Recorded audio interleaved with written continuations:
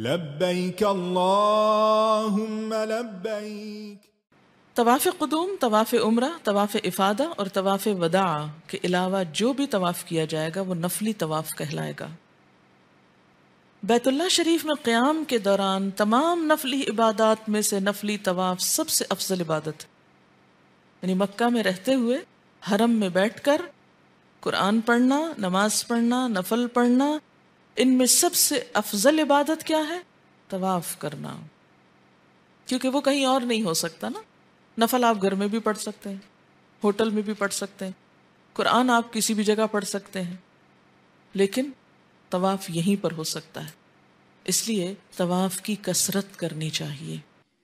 اللہ اکبر اللہ اکبر اللہ اکبر لا الہ الا اللہ اللہ اکبر